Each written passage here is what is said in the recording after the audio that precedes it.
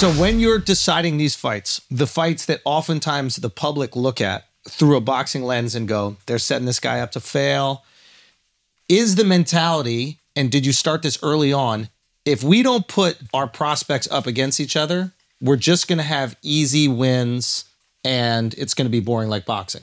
When you get to the fucking top 5, top 3 in the UFC, you've been through the fucking gauntlet. So, you know, right now in boxing, and always in boxing, WBC, IBF, WBA, da-da-da-da-da, right? You go, well, who's the best? Yeah. And none of these guys are going to fight each other. Yeah, yeah. I don't know who the... If you are the fucking world champion, there's no fucking questioning who the best is because you've already run through, you know, the baddest fucking people in the world in your weight class. And now I understand why you get annoyed by media, because I remember when Sean was, Sugar Sean was coming up and he was getting that, there was this narrative that like he was being protected, right? Mm-hmm. And I remember, matter of fact, Sean was with us in Phoenix, I think. We were doing a show in Phoenix and we watched, no, what did we watch? We watched, was it the Gaethje fight? I think so. No, I think it was Haney Garcia. But yeah. But and he was getting this like rep, like, oh, they're protecting their golden goose, whatever. And I remember, it's so funny. I remember the Jan fight. I was like, oh, they're done with him. They're gonna feed him to Jan. They don't think he's got it. That's my mentality coming from boxing, because that's what you would do if you were a boxing promoter. Right.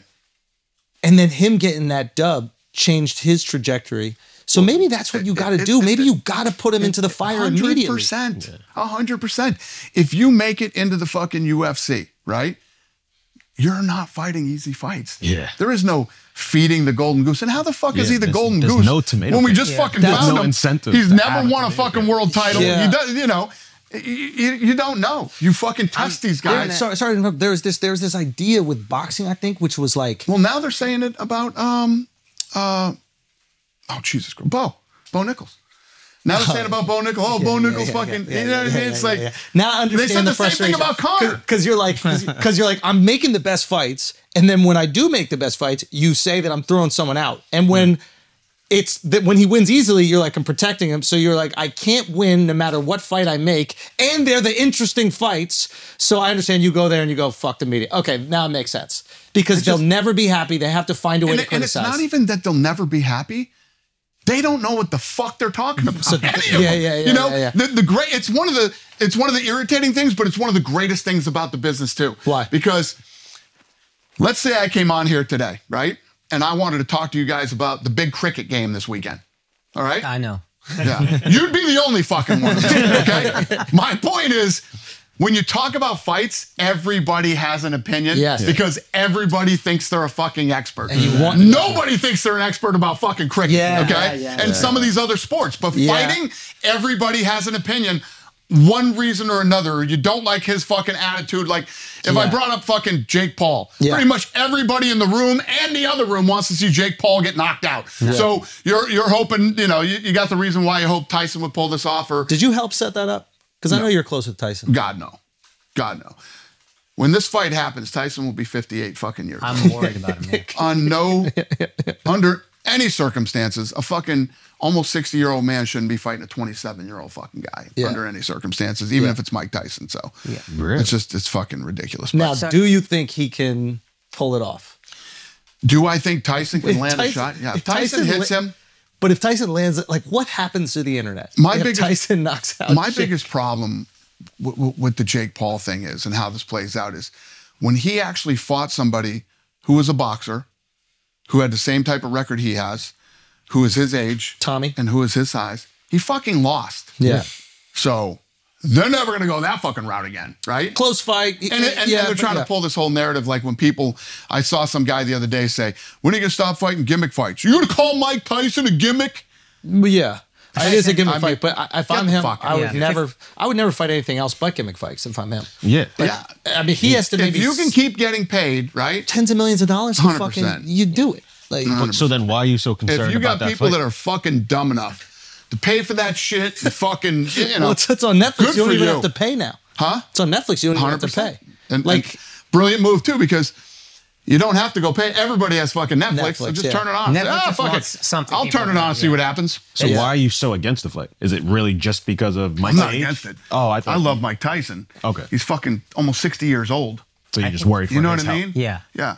But even though you see the way he's training and the way he looks, my he fucking still looks... back is killing me today. Killing me. I have no idea why. I guess it's because I'm 54. You know what I mean? That's reasonable. I'm 54, so I guess that's why my back is fucking killing me today. Yeah. So Mike is this guy's 27. He's in his fucking prime. Yeah. As a human. Yeah. And it's fucking. But the internet explodes. And I love Mike, and nobody wants to see Mike get beat by this fucking jerk off. You know what I mean? Yeah. That's the thing. I think no one wants to see Mike lose. Yeah. I think. But also, you and Mike are close, right? Yeah, I fucking love Mike Tyson. Yeah. Mike Tyson was one of the guys that I fucking idolized growing up, and one of the guys that made me love boxing as much as I do. Didn't you tell me a story? Was it you to tell me a story about Mike was going to do something. You're like, let me make some calls for you. And then you got Shark Week. Yeah, when he was fighting. He was fighting. And I said, don't fight. I'll help you make money doing other shit or whatever. So I got him a show on Shark Week. And he's like, so wait a minute, let me get this fucking straight. Yeah. So I've been fighting my whole life. This is what I fucking do. You're worried about me, so you're gonna throw me in the ocean?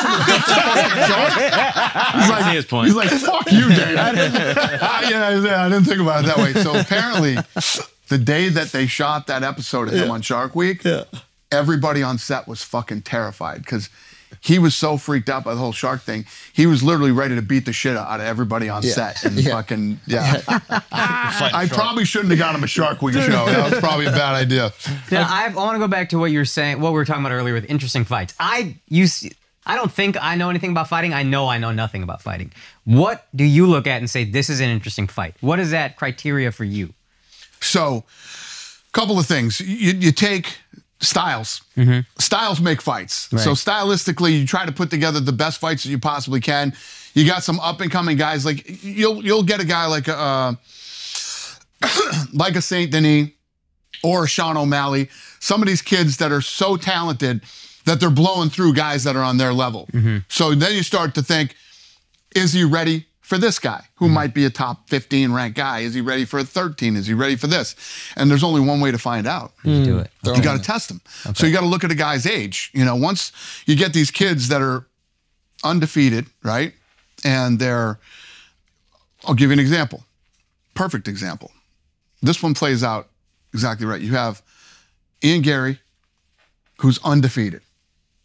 Been in the UFC for a while. Taking on the older MVP, right? Who just came in and beat Kevin Holland.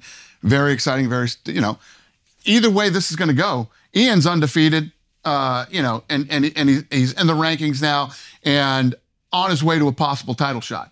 MVP comes in, he's been fighting in another organization, just beat Holland, England versus Ireland. There's so many different little pieces and parts to go in. But these two, who's going to win that fight? That's the thing. It's just hard. Who the fuck knows? Yeah. The UFC is going to win that fight. You know what I mean? Right? Okay. So you don't know who's going to win is what makes that fight so fucking great, right? When you do these fights in boxing, right? Yeah. All you have to do, you don't have to know one fucking guy involved in the fight. You don't even have to know who they are. Go look at the odds. Whoever the guy is that's the favorite, and it's usually by a huge number, they win it. It's guaranteed that guy's going to fucking win. Okay. In the UFC, there are no fucking guarantees, no matter what the odds are, who they are, or what the deal is. Saint Denis, I'm sure, was a huge favorite in the Poirier fight. Yeah. Poirier fucking walked through him. Okay, what do you do when you have a fighter that has a boring style, but is incredibly good?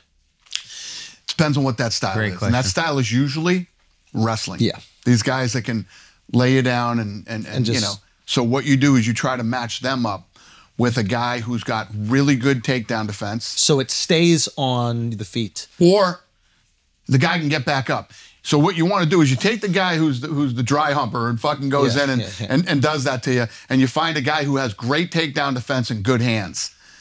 So now he has to see if he has hands, and if it does get down to the wow. That's interesting. Yeah. I'm curious, how did you learn the importance of storytelling? I know more about like lower ranked UFC guys than I do about the highest ranked boxers ever. And I don't think that's an accident. So where did you learn that from? Who inspired that? And then how did you start to implement that? So it's one of the things that we try to do early on. I mean, no matter what your fucking story is, right? There's always some type of storyline in a fight. And that's what you have to get people sold on. More than a fight. I can tell you this fight's going to be great or whatever, but you have no rooting interest. You want to create a rooting interest. I mean, I just did it with my bull. So my bull was taking on a fucking cowboy. My bull's buck rate at the time was like fucking 88 or 89%, right? This is Twisted Steel? Yeah. Yeah. PBR. And the cowboy that he was going up against that night had beat him already and rode him. What was his name? I can't remember. what Probably Brazilian guy? What his name was. But going into that thing, if he rides my bull, he gets ranked into the top 10 and could go to the finals and all this shit. So it's basically, you can make anything a fight, right? And create a rooting interest. Then people go, I don't give a shit about bull riding, but holy shit, this is Dana's bull. He's beat everybody in the last however long. This guy actually rode him once. If he rides him again, you know what I mean? Yeah. Now there's I'm interested in this. I want to see if this guy rides him or doesn't ride him. Was that something you always knew, or did that develop over time? I've always been into it. You always have to create a reason for somebody to fucking care to watch something. That's why the show worked on Spike. Huh? Yeah. The show, it's like you got into the characters on the show. Well, it's like the Olympics. You know what I mean? When you go into the Olympics, you don't know any of these fucking kids, doesn't right? matter. You know, red, white, and blue. There's a storyline behind it, and there's, you know, the other thing is, what's at risk? What's at risk here? What do we? Well, it's America versus fucking, you know, England, or America versus this or that. Who's the American person, and why do I care about them? And who's the English person? Why do I don't want to like them so that the American will win, or vice versa? I mean, that you always have to have what's at stake, and so you're intentional with that when the fighters are young. Exactly. So you're building them up from young. Yep. So if you look at what we do with the Contender Series, right, which is the best fucking show on TV, the best unsigned fighters in the world come in, and it's not about winning. I don't give a fuck if you win or lose. I want to see who you are. I want to see what you got. Yeah. It's about, this is your fucking job interview, and you have 3 fucking rounds to show me who you are. Get after it. And these fucking kids come in and they fucking go. And in that, we tell their story, who they are, where they come from. So before you ever set foot in the UFC, if I sign you, millions of people have already seen you fight. So and it's the same thing with looking for a fight. When I go on the road looking for a fight, millions of people see these kids fight before they ever set foot in the UFC. Yeah. So we already start the storytelling before they even get in the UFC. Is there anything that the UFC does to either help or incentivize the fighters to show their personality? Because we see people like McGregor, Stylebender, like, great question. They sell themselves in tandem with how the UFC helps us. I don't give a fuck if you're a deaf mute. Okay? Oh, really? I could care less. That does not matter to me. Are you a bad motherfucker? Wow. Are you a bad motherfucker? If you get somebody that has the Conor McGregor, Ronda Rousey, you know, Sugar Sean O'Malley type of personality, that's just a home run. That's just a plus. God, that's you know what I mean? Okay. Oh, wow. But in this sport, you can't do anything based off, let's see what their personality is like.